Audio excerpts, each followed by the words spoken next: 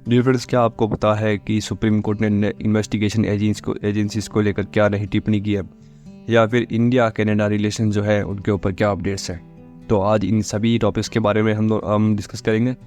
मेरा नाम है Rupendra Shekhawat and I welcome you to this new episode of Raw classes.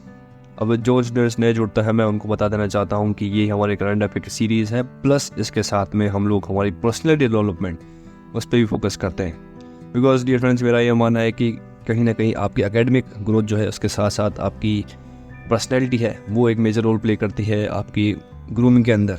Doesn't matter आप किसी कॉलेज के स्टूडेंट हैं, स्कूल के स्टूडेंट हैं, या फिर आप किसी कॉम्पिटिटिव एग्जाम की तैयारी कर रहे हैं, आपकी पर्सनैलिटी जो है वो आपकी एक ओवरऑल ग्रोथ में बहुत मदद करती है।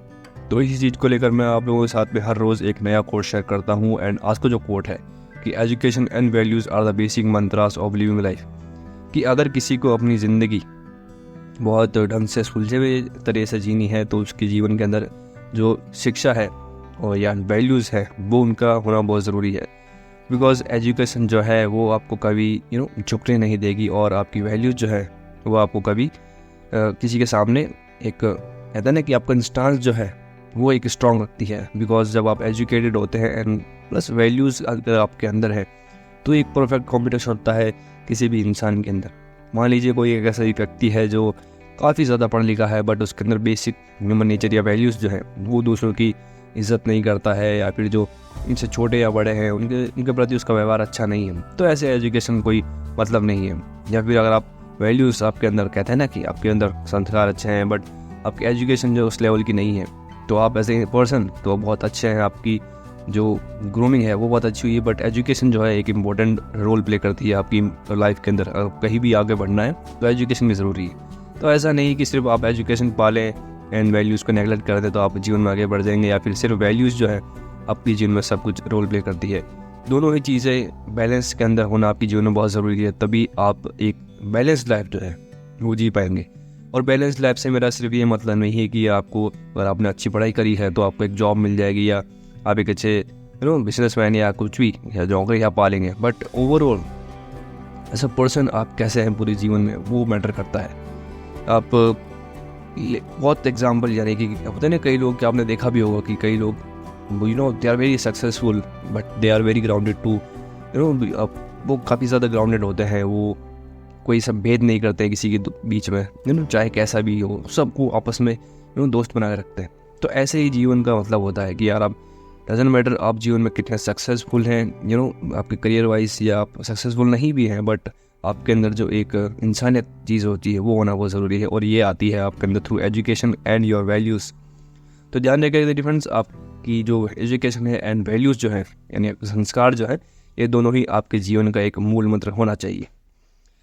तो ये था आज का कोट डिफरेंस। मैं आशा करता हूँ कि आपको इस समझ में आया होगा, एंड आप इस चीज़ पे थोड़ा सा जो है आत्मचिंतन ज़रूर करेंगे कि कैसे दोनों ही चीज़ें आपके जीवन में, वो कहता है ना सूक्ष्म चिंतन, माइनर डिटेल्स में जाना। जब आप इसमें जाएंगे तो आपको पता चलेगा कि दोनों ही चीज़ें आपके जीवन में कैसे एक पॉजिटिव इम्पैक्ट डालती हैं। So now dear friends, let's move towards question of the day. आज का जो सवाल है कि ऑपरेशन गर्म हुआ और ऑपरेशन सर्द हुआ ये किस ऑर्गेनाइजेशन ने इनिशिएट किए हैं। अब ये तो आपको बताना ही है, प्लस इसके साथ साथ में आप इसके बारे में रिसर्च जब करेंगे तो आप मुझे बताइएगा कि ये जो ऑपरेशन है ये किस लिए चलाए गए इधर। यानी पहला तो ये कि किस ऑर्गेनाइजेशन ने ये ऑपरेशन चलाए हैं, प्लस क्यों इन ऑपरेशंस को चलाया गया था, किसी भी जो भी ऑर्गेनाइजेशन दे। अगर आपको इसका आंसर पता है तो वेल एंड गुड, आप अपना आंसर कमेंट बॉक्स में लिख सकते हैं। हाउएवर इसका आंसर आपको नहीं पता है तो मैं आपसे रिक्वेस्ट करूँगी आप इसका थोड़ा सा रिसर्च कर लीजिए, थोड़ा सा इसके बारे में पढ़ लीजिए, ताकि आपको ऑपरेशन जो होते रहते हैं हमारे भारत देश के अंदर अलग अलग जो ऑर्गेनाइजेशन करती है उनका मकसद पता चलेगा, एंड कौन सी ऑर्गेनाइजेशन जो है वो कौन से ऑपरेशन लॉन्च करी टू ह्यूमैनिटेरियन। तो ये अलग अलग ऑपरेशन होते रहते हैं, तो इनके बारे में आप पढ़ेंगे तो आपको पता चलेगा कि कैसे अलग ऑर्गेनाइजेशंस हैं वो हमारे इंडिया के वेलफेयर के लिए काम कर रही हैं। Now dear friends, let's move on towards articles. आज है 21 अक्टूबर एंड आज का जो हमारा पहला आर्टिकल है from the Hindu newspaper, not just a case about improving investigation.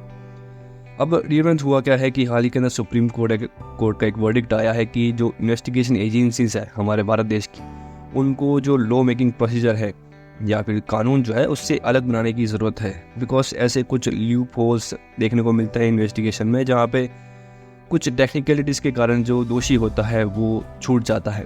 तो ऐसे में ज़रूरत है एक ऐसे इन्वेस्टिगेशन की जहाँ पे स्ट्रॉन्ग इन्वेस्टिगेशन हो, किसी भी जो अक्यूज्ड है या फिर जो कहता है ना जो दोषी है उसके विरुद्ध इतनी मतलब इन्वेस्टिगेशन प्रॉपरली हो ताकि जो दोषी है वो किसी भी तरीके से छूट ना पाए। तो इसी चीज़ को लेकर सुप्रीम कोर्ट ने कहा है कि reliable investigation process to prevent guilty from going free due to technicalities. अब कई सारी टेक्निकलिटीज़ होती है, जैसे CRPC है या IPC है, इंडियन पिनल कोड है या क्रिमिनल प्रोसीजर एक्ट है। तो ऐसे कुछ जो लॉज हैं इनमें कई सारे आर्टिकल्स दिए गए हैं कि किसी भी इंसान को या किसी भी जो अपराधी है उसको गिरफ्तार करने के कौन कौन से एक ग्राउंड हो सकते हैं। तो उन सभी को लेकर काफ़ी टेक्निकलिटीज़ में जाने की आपको ज़रूरत नहीं है, मैं आपको एक जस्ट दे रहा हूँ कि इसमें काफ़ी ज़्यादा आर्टिकल्स होते हैं कि किसी भी कोई अपराधी को या किसी भी इंसान को अरेस्ट करने के क्या क्या तरीके हो सकते हैं या फिर किन बेसिस पे उनको अरेस्ट किया जा सकता है। तो उन सभी के अंदर काफ़ी टेक्निकलिटीज़ हैं। तो ऐसे में कोई जो एक दोषी होता है उसके छूटने का आसार ज़्यादा बढ़ जाते हैं। तो ज़रूरत है कुछ इनके अंदर चेंजेस करने की ताकि जो अपराधी है वो इतनी आसानी से छूटे ना। सेक्शन 27 का हवाला देते हुए बताया गया कि कैसे it argued that this evidence could not be admitted until the person was formally arrested.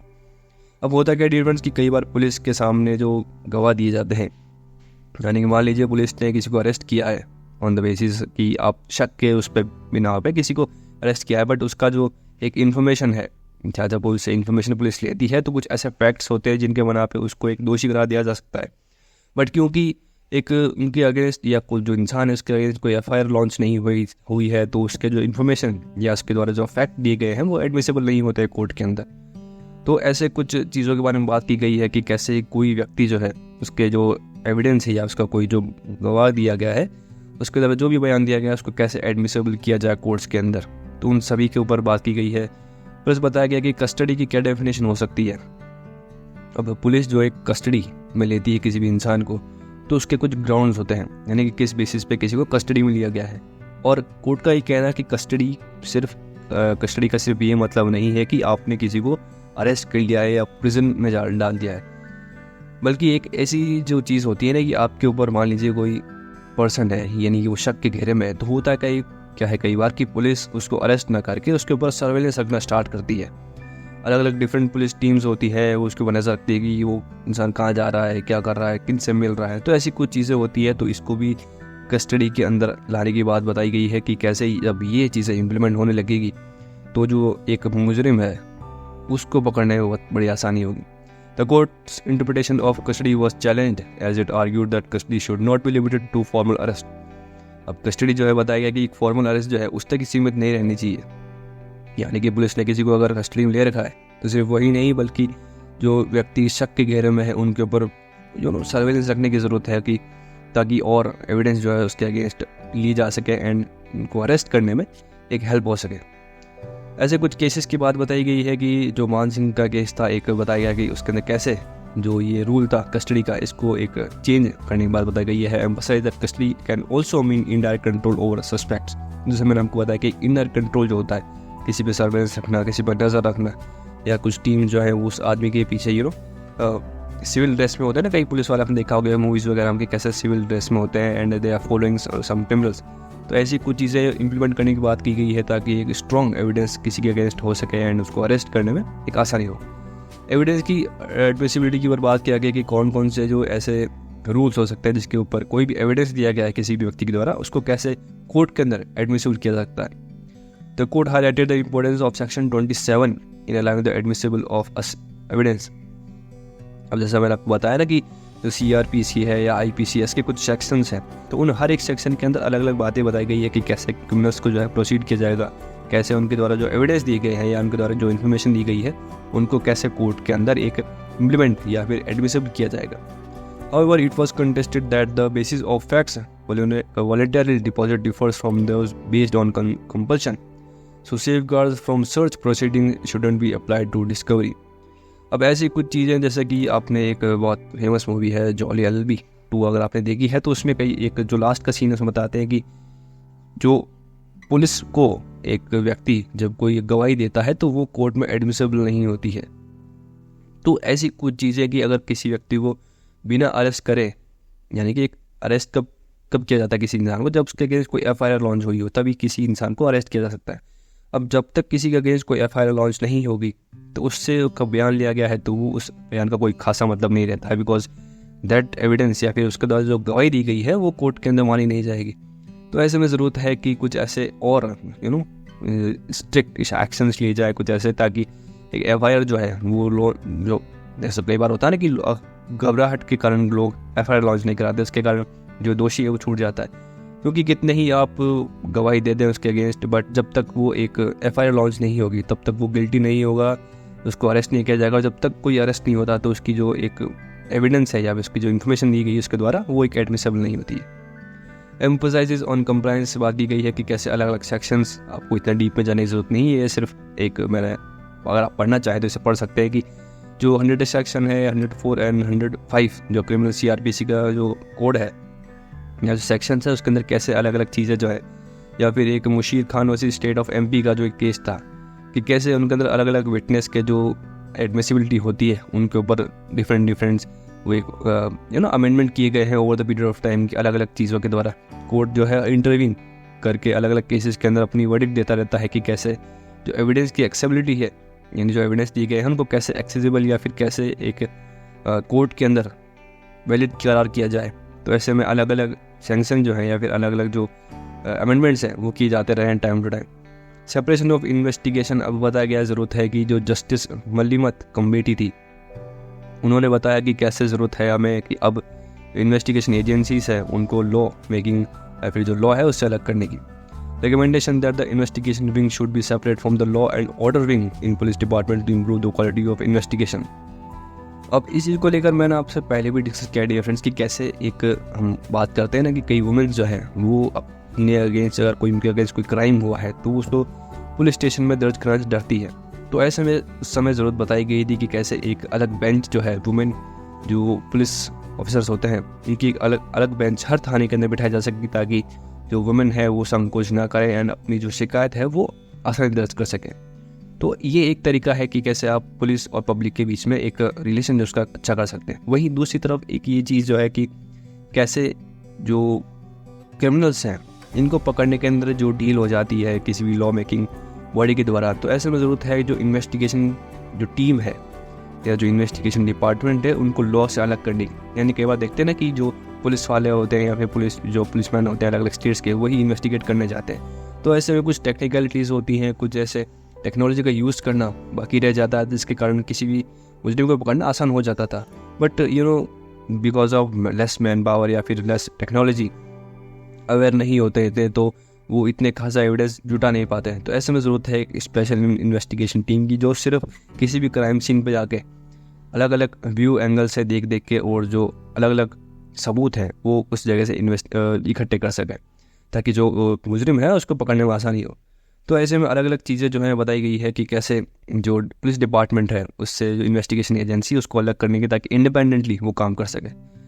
Police investigation standards को बताया गया कि कैसे पूरे स्टैंडर्ड और police investigation citing the Malimath committee's report low conviction rates were due to inept and scientific police investigation. अब जैसा मैंने आपको बताया अभी कि कैसे मलिनाथ कमेटी जो है उन्होंने ये बताया था कि पुलिस जो है इनके पूरे स्टैंडर्ड्स हैं किसी भी चीज़ को इन्वेस्टिगेट करने के। मैंने बताया ना कि लेस मैन पावर होने के कारण हम देखते हैं कि कई बार टीम जो है पुलिस टीम जो होती है वो काफ़ी कम मेंबर्स की होती है, 6, 7 या 10 जनों की।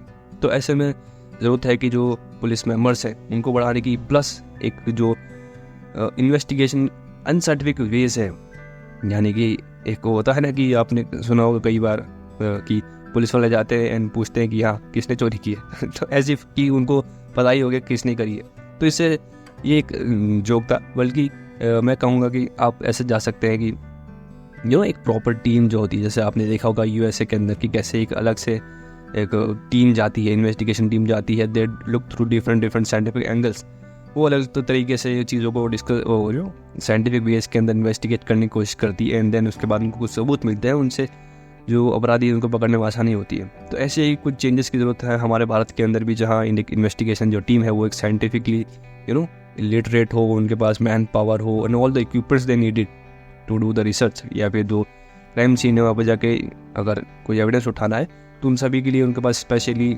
चीज़ें जो है अवेलेबल हो। लॉ कमीशन की रिपोर्ट बताई गई है कि कैसे report number 239 highlighted the staffing of police station, lack of priority on investigation crimes and inadequate skill upgrades for investigators. वही कि कैसे स्किल की ज़रूरत है कि जो स्पेशल क्राइम ब्रांच है या फिर क्राइम की जो डिपार्टमेंट्स हैं, इन्वेस्टिगेशन की जो ब्रांचेस हैं, उनको स्किल डेवलपमेंट की ज़रूरत है, लैक ऑफ प्रायोरिटी या फिर लैक ऑफ अंडर स्टाफिंग, ऐसा नहीं स्टाफ कम है, मैंने आपको जिसका आती सब चीज़ें डिस्कस ऑलरेडी कर चुका हूँ.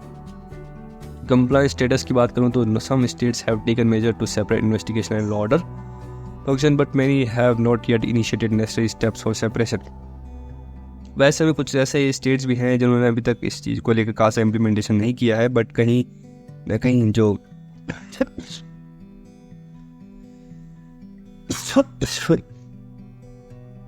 फटक अब बताया गया कि कैसे अलग अलग स्टेट्स जो हैं उनका अप्रोच जो है इस कोर्ट का जो फैसला है उसको लेकर अलग अलग था. कई जो स्टेट्स हैं उनका ये मानना है कि जो या फिर उन्होंने इस चीज़ को इम्प्लीमेंट कर दिया है, बट कुछ जो स्टेट्स हैं वो अभी भी इस चीज़ के अंदर लैग कर रहे हैं. Complies with courts active or investigation and other issues what categorized as either good and satisfactory or average and poor. अब 28 या 29 स्टेट्स में से कुछ 8 या 9 जो स्टेट्स हैं उनके अंदर ही जो ये नया ऑर्डर चालू हुआ है, यानी कि अलग जो इन्वेस्टिगेशन एजेंसीज है इनको लॉ मेकिंग से अलग करने के अंदर जो प्रोसीजर है इसके अंदर कुछ स्टेट्स भी ही गुड जो है इस गुड लेवल पे काम कर पाए, यानी कि उनकी जो रेटिंग है वो गुड तक आई है. बाकी मोस्ट ऑफ द जो स्टेट्स हैं उनके अंदर सेटिस्फैक्ट्री या फिर पुअर जो एक रैंकिंग है वो देखने को मिली है. तो ज़रूरत है स्टेट्स को इसके ऊपर एक्शन लेने की कि कैसे उनको चीज़ों को जो है वो आसान बनाना पड़ेगा. Call for supreme court action. The Supreme Court is urged to ask every state and union territory to report compliance with its directives and there should be consistency in its ruling unless earlier judgments are clearly overruled. अब supreme court ने ये कहा है कि हर state को इस चीज़ को seriously लेना पड़ेगा, क्योंकि बिकॉज बहुत से जो स्टेट है वो सुप्रीम कोर्ट के इस जजमेंट को जो है सीरियसली नहीं ले रहे हैं एंड अभी तक उन्होंने ऐसा कुछ खास एक्शन नहीं लिया है जिसके कारण वो एक जो इन्वेस्टिगेशन एजेंसी है उनको पुलिस से अलग कर सके. तो ऐसे में ज़रूरत है कि जो सुप्रीम कोर्ट का ऑर्डर है उसको माना जाए और अलग अलग जो पुलिस डिपार्टमेंट्स हैं अलग स्टेट के वो इसी को जल्द से जल्द जो है इम्प्लीमेंट करे, ताकि जो एक इन्वेस्टिगेशन टीम है वो बिल्डअप हो सके एंड जो क्रिमिनल्स हैं उनको एक राइट वे के अंदर और एज अर्ली एज पॉसिबल जो है गिरफ्तार किया जा सके. तो यह था आज का पहला आर्टिकल ये फ्रेंड्स. लाओ लेट्स मूव टुवर्ड सेकंड. हमारा जो सेकंड आर्टिकल है फ्रॉस्टी टाइज. अब हमने देखा कि कैसे कुछ समय से जो इंडिया कनाडा रिलेशंस है वो इतनी हीटअप हो रखे हैं कि banning visas and all other things. तो ऐसी कुछ चीज़ें बताई गई है. बात करते हैं कि अगर आपको इसके बारे में कोई बैकग्राउंड पता नहीं है तो मैं आपके साथ वो भी डिस्कस कर लूँगा. अभी डिप्लोमेटिक टेंशन जो है इंडिया कनाडा के बीच में काफ़ी समय से लगभग कुछ दिनों से चल रहे हैं and dispute over the number of Canadian diplomats in India. अब ये जो यानी कि ये जो डिस्प्यूट है ये पैदा हुआ है कि बिकॉज दोनों ही कंट्रीज़ के अंदर जो डिप्लोमेट्स हैं उनकी संख्या अनइवन है. यानी कि कनाडा ने क्या है कि हाल ही के अंदर अपने जो डिप्लोमेट्स हैं उनकी संख्या भारत के अंदर बढ़ा दी है. लगभग 72 के आसपास जो डिप्लोमेट्स हैं वो कनाडा के इंडिया के अंदर रह रहे थे, जाकि अलग अलग इन्वेस्टिगेशन है या फिर अलग अलग मिशंस पे जो भेजे गए थे. तो ऐसे में इंडिया का कहना है कि जो इंडिया के डिप्लोमेट्स है कनाडा के अंदर वो काफ़ी कम है as compare to Canadian. Equalisation demand Indian demand की है कि बहुत जो दोनों ही कंट्रीज़ हैं उनके अंदर जो मिशंस पे आए हुए अलग अलग डिप्लोमेट्स हैं उनका जो नंबर है वो इक्वलाइज किया जाए. और ऐसे में इस चीज़ को ऐसा देखा जाता है कि अगर कोई कंट्री अपने डिप्लोमेट्स जो है वो किसी कंट्री के अंदर बढ़ाती जाती है तो इस चीज़ को एक सेफ रिगार्डिंग जो है एक माना नहीं जाता है. तो एलिगेशंस लगाए हैं निजार केस को लेकर. जो कनाडा है उन्होंने जो कनाडा कंट्री है एज अ होल कंट्री उसने इंडिया के ऊपर ये आरोप लगाया है कि कैसे खालिस्तान का जो एक्टिविस्ट था हरदीप सिंह निजार उसकी किलिंग के अंदर इंडिया का एक रोल बताया कनाडा ने और इसके कारण जो एक टेंशन है वो एस्केलेट हुआ है.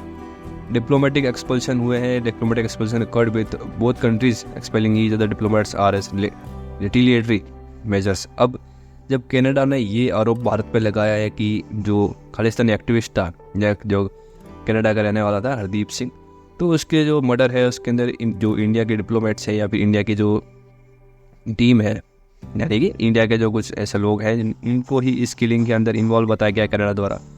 और इस चीज़ को काउंटर करते हुए दोनों ही कंट्रीज ने अपने जो डिप्लोमेटिक जो रिलेशंस हैं उनको थोड़ा काफ़ी ज़्यादा टफ किया है एंड जो कनाडा के अंदर जितने भी इंडिया के डिप्लोमेट्स थे उनको वापस बुलाया गया है वहीं जो यहाँ से यानी कि कनाडा के जो डिप्लोमेट्स इंडिया में रहते थे उनको भी यहाँ से जाने के लिए जल्द से जल्द कहा गया है।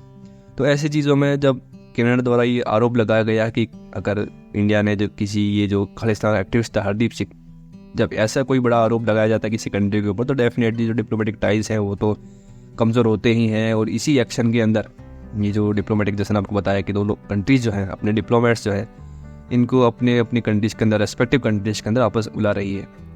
वीज़ा सर्विस सस्पेंशन ये काफ़ी हाईलाइट में रहा था दोस्तों। अगर आपको पता हो कि कैसे जो इंडिया है उन्होंने ये जो झूठा आरोप लगा था कि इंडिया का रोल है कि हरदीप सिंह को मारने के अंदर, तो ऐसे में इंडिया ने इसका बदला लेते हुए या फिर इसके अगेंस्ट जो एक रिटेलिएटरी एक एक्शन होता है उसके तहत जो वीज़ा सस्पेंशन था उसको ऑन किया था। यानी कि जो वीज़ा जो कनाडा के लोग हैं उनका वीज़ा सस्पेंड कर दिया था। In response to India's demand for ODOMs, in Canada announces that in-person visa services at its consultant would be suspended due to staffing shortages. अब एक तरफ तो इंडिया ने डायरेक्टली कनाडा के जो पीपल हैं उनको वीज़ा देने से मना कर दिया था, वहीं जो कनाडा के जो लोग हैं यानी कनाडा की जो सरकार है उसने ये कहते हुए कि हमारे पास स्टाफ इतना नहीं है, इसके कारण एक रीज़न देते हुए वहाँ की जो वीज़ा सर्विसेज है उसको बैन कर दिया था। यानी वो जो दोनों ही कंट्रीज़ है उन्होंने एक दूसरे को वीज़ा देना बंद कर दिया था। इंडिया का तो ये कहना था कि जो झूठे जो आरोप लगाए जा रहे हैं इनके कारण ही वीज़ा बंद किया है, वही कनाडा का कहना है कि ये हमारे पास इतना स्टाफ नहीं है कि हम चीज़ों को स्मूथली रन कर सकें। तो ये कुछ एक बहाने दिए गए हैं कनाडा द्वारा। वियना कन्वेंशन की बात करूँ तो जो कनाडा है उनका कहना है कि जो इंडिया है उन्होंने वियना कन्वेंशन का उल्लंघन किया है। वहीं इंडिया के जो डिप्लोमेट्स हैं उनका कहना है कि वियना कन्वेंशन के ही आर्टिकल 11.1 में इंडिया के पास ये अथॉरिटी है कि वो जो डिप्लोमेट्स है फ्रॉम कनाडा उनको कम कर सकते हैं। यानी कि इंडिया का जो एक्शन था डिप्लोमेट्स को वापस भेजना या फिर नंबर ऑफ डिप्लोमेट्स कनाडा के इंडिया में जो रह रहे हैं उनको कम करने का, तो कनाडा ने कहा था कि ये एक वियना कन्वेंशन का उल्लंघन है। वहीं इंडिया का ये कहना है कि अगर आप उसी वियना कन्वेंशन का आर्टिकल 11.1 देख लेंगे तो उसमें साफ लिखा हुआ है कि हर कंट्री के पास ये राइट है कि वो अपनी कंट्री के अंदर जो दूसरी कंट्री के डिप्लोमेट्स रहते हैं उनको अपनी अकॉर्डिंगली कम कर सकते हैं। International law of violation claim Canada ने बताया कि कैसे India is demand as a violation of international law including the Vienna Convention. अब वही आरोप अलग अलग तरीके से कनाडा जो है इंडिया ऊपर आरोप लगाना चाह रहा है कि कैसे जो इंडिया है उसने वियना कन्वेंशन का एंड अदर इंटरनेशनल लॉज हैं उनका उल्लंघन किया है और ये सब चीज़ें बताई गई हैं। बट ऑलरेडी इंडिया इस बारे में बता चुका है कि ये कोई ब्रीच ऑफ लॉ नहीं है। ये एक आप ध्यान से पढ़ेंगे तो उसी वियना कन्वेंशन का आर्टिकल 11 में ये हमको ये राइट मिलता है कि हम किसी भी देश के जो डिप्लोमेट्स हमारे देश में रह रहे हैं यानी बात में रह रहे हैं उनको कम कर सकते हैं। 5 आई अलायंस जो है ये दो तरफा अपना रुख दिखा रही है। एक तरफ तो 5 अलायंस जो है वो कनाडा का सपोर्ट कर रही है, यानी कि अलायंस जो है supported its claim but also strengthen their ties with India. अब हाल ही के अंदर जो बाइडन और जो ऋषि सुनक है उनका इंडिया विजिट करना ये भी एक सपोर्ट दर्शाता है टूवर्ड्स इंडिया। वहीं ये जो दो कंट्रीज़ हैं यानी 5 आई जो एक अलायंस है उसके अंदर बाकी कंट्रीज जो है वो दोनों ही कंट्रीज़ का सपोर्ट कर रही है। यानी कि एक तरफ तो कनाडा को बैकअप देते हैं कि हाँ हम आपके साथ हैं, ये तो एक कनाडा का सपोर्ट हो गया।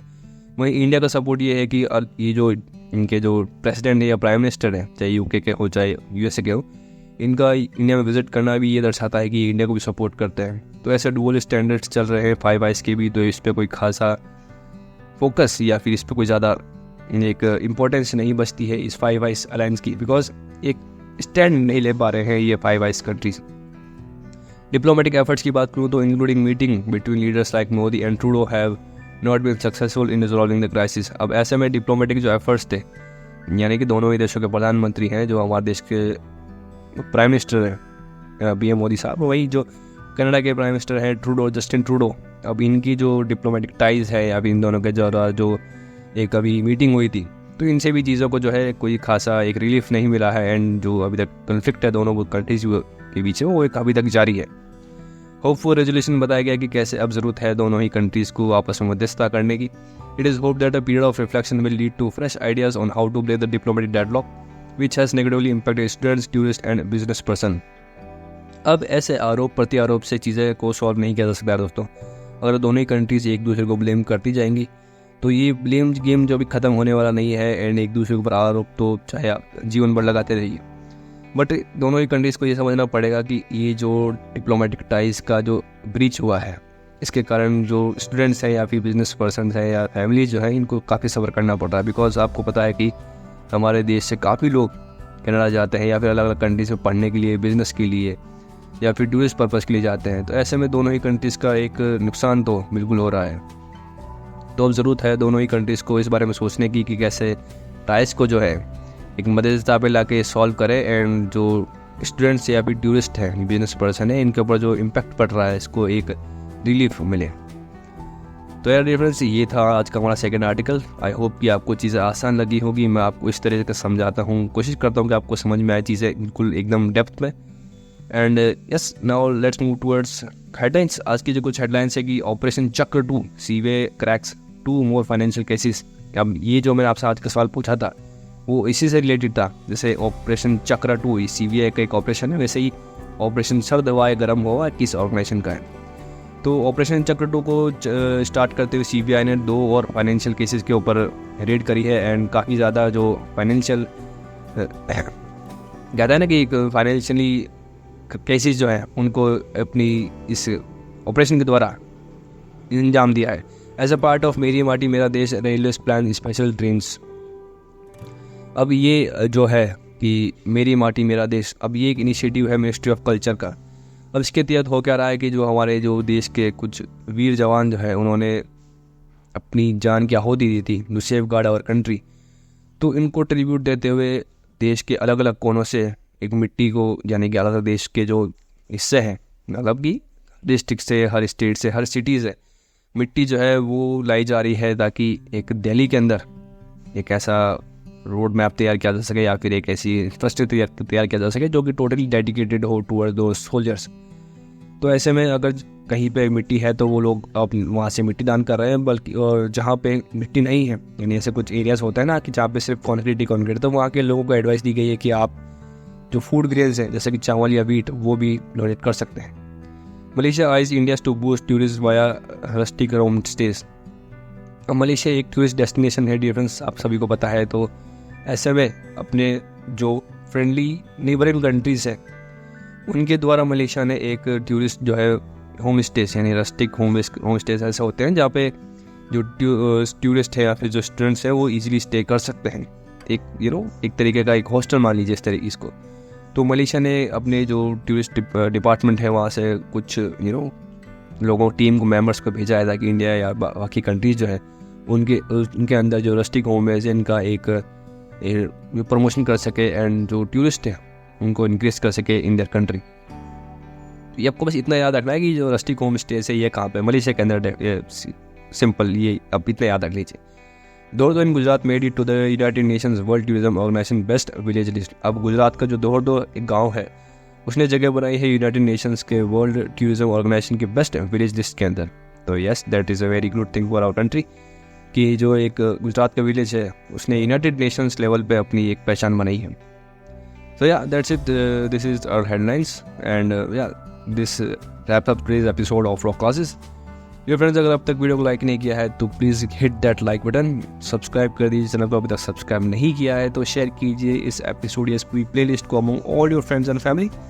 कमेंट कीजिए अपने आंसर्स को, आपका कोई सजेशन है, आपको कोई सवाल है या आपका कोई जो भी क्वेश्चन है रिलेटेड टू दिस टॉपिक तो आप कमेंट कर सकते हैं। And yes, that's it.